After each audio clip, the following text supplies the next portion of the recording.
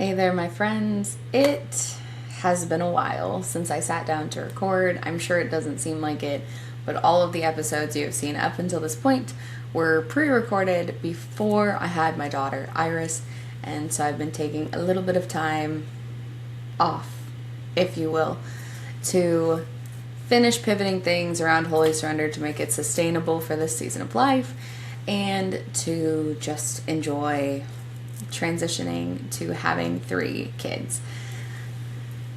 On that note, today I really wanted to talk about Ecclesiastes 3 verses 1 through 11 because the whole concept of God making everything appropriate in His time has been on my heart a lot as the last finishing touches of the Holy Surrender plan have come together, and also because I just feel like it is such an important component of surrender that everything is done in God's timing and not in our timing. So today I want to share a little bit about what that means for you in your journey of surrender and also give you the latest and hopefully final for this season updates about what Holy Surrender is becoming.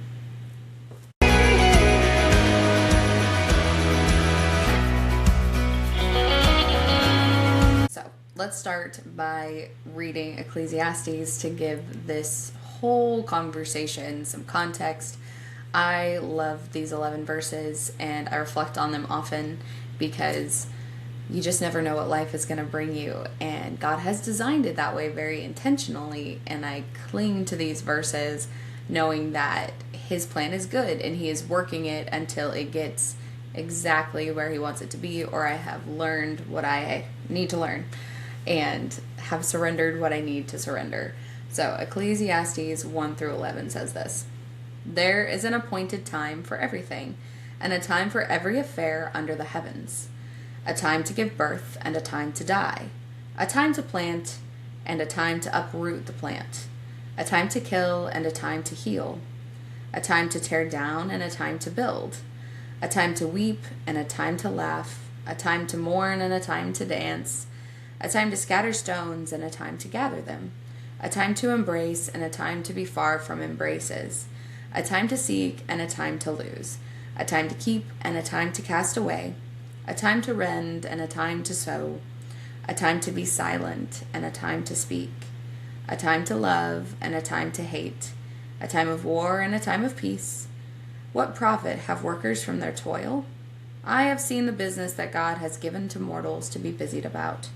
God has made everything appropriate to its time, but has put the timeless into their hearts, so they cannot find out from beginning to end the work which God has done.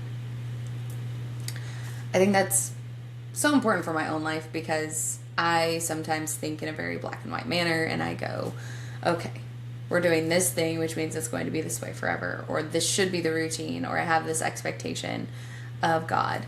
And I'm learning very much what the saints meant when they said to live in the present moment. Don't worry about the future, don't worry about the past.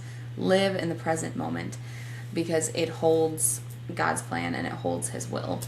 And I've heard many saint quotes about this, but I think maybe having 3 kids really brought the reality of it to my mind.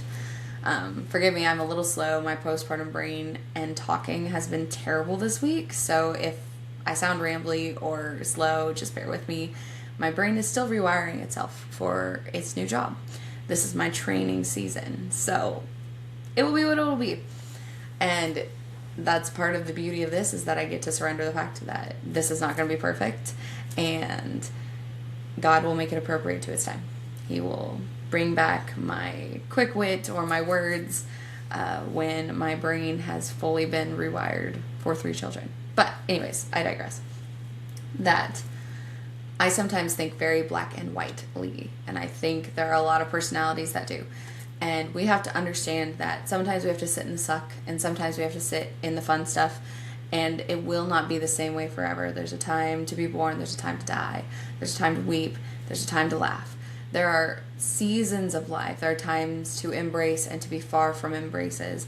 And we can't cling to an expectation that things will be the same forever. If they were the same forever, we would either already be perfectly sanctified and be ready for heaven, or we wouldn't grow and we wouldn't get closer to God on the other end of the spectrum. We would be stagnant exactly where we are if things never change. And it can feel safe to not embrace change, but that's not how God has called us to live. And in the spirit of embracing change, here's my little testimony. This is what's happening right now for me. I just wrote a Substack article on this. I'll link it below, talking a little bit about how Holy Surrender got to where it is today.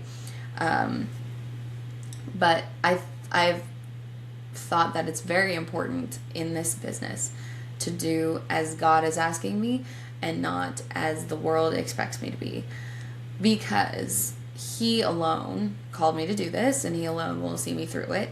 And I am going to go through so many seasons. When I started the Encouraged Momcast, I had just had my second kiddo, and I was going through ministry school. And that is where I really felt the calling to do this. And then we shifted into Holy Surrender, and I had someone doing the podcast with me for a while. Things looked very different. And now I have 3 kids, and all of my friends, all of the wise mothers in the generation above me remind me often that this is the gauntlet of parenthood. You don't have any helpers yet. You have 3 little people who all need you, usually at once.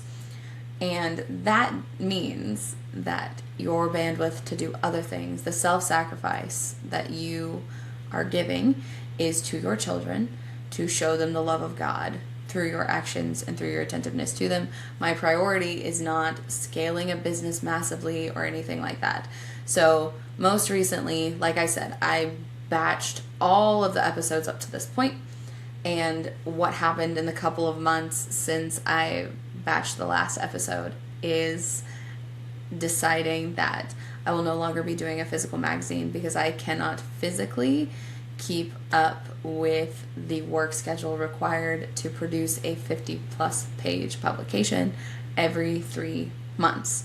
However, I asked the Lord, I prayed about this, and I have pivoted over to my Substack, which has existed. That's where you receive my newsletter if you're on the email list.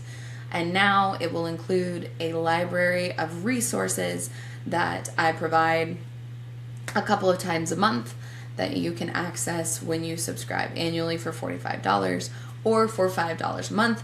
And this is where I will also send out a monthly guide starting this August, when this last May, June, July magazine runs its course. And it will be like having a mini magazine. You'll still get the liturgical calendar and prayer activations and theological articles and practical how to bring this into your life stuff. And in fact, I'm praying that it's even a more focused way to receive that information than getting 3 months all at once. And I think it'll be much more manageable. I feel so much peace about writing a couple of articles a week to send to you guys. I feel a ton of peace about doing a little monthly guide, because I feel like I can be really intentional with each month's subject and what I'm sending out to you. We can cover virtues more deeply. We can cover living life in the Lord more deeply. I will still include testimonies, and each one will be unique, not an exact formula of the exact same 7 to 10 pages every time. You will have the liturgical calendar in every one. That will remain the same. But the theological articles, or the little resources we make, or the little practical application, practice opportunities that we offer, will all be unique depending on what the Lord leads us to share. So now that it is just me doing this, this is what the Lord, I think, has slowly been teaching me, slowly leading me to, is that this is what is appropriate for this time, because I only have so much bandwidth to produce these things. But I also know that if I stop doing this, I would crave coming back and recording. I'm so excited to be here and recording again. I've been looking forward to it.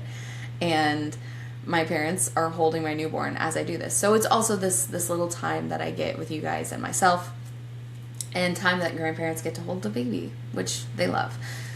So I'm taking this time in stride. This is where the Lord is calling me to be. You now also have an opportunity to subscribe monthly to see if it's resonating with you, if you like it, without committing to a full year or an individual issue. And it's like the cost of going out to get an ice cream cone. And you can treat your soul to these fun little resources and these deep dives to just help you grow and be impactful in your sphere of influence. Because that's how we're going to turn the tide of the culture, is by building each other up, growing in our gifts, and helping others realize where God is calling them to be in their lives. So I want you to ask yourself, where is God calling you to be present right now? What is he making appropriate to his time? Because your expectations for what is appropriate right now might not necessarily be what he's calling you to, and that's okay. So I want to encourage you this week to just go to prayer and ask him, Lord, what is appropriate to this time right now?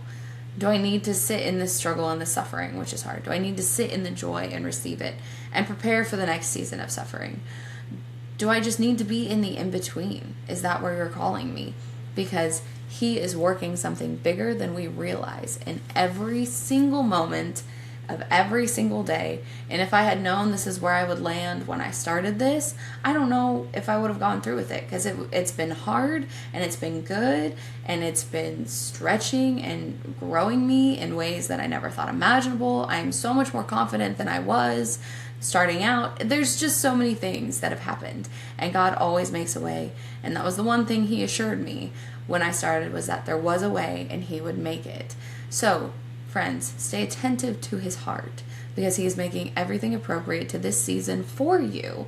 We just need to ask him exactly what that is. Hey friends, thank you so much for tuning in to this episode of the Holy Surrender podcast. You can find everything that we're doing over at www.holysurrender.com. There you'll even find the link to my Substack, where I am sending out a newsletter every Sunday and every other Thursday. Sundays are free, and Thursday always includes a resource of some kind in our resource library, reserved for those of you who subscribe annually for $45 or monthly for $5. And you can even find all 6 magazines in the archives there as well. So go over and check all of that out. Check out our shop on Etsy, see if you want some merch, or you can still purchase the old versions of the magazine, physical or digital, individually. Also, this podcast is sponsored by Nap Ministries, who are out evangelizing, helping those in need, helping the homeless, and helping those come back to the church and evangelize their neighborhoods, so that we can bring the kingdom to greater glory locally. Go check out what they're doing over at Nap Ministries.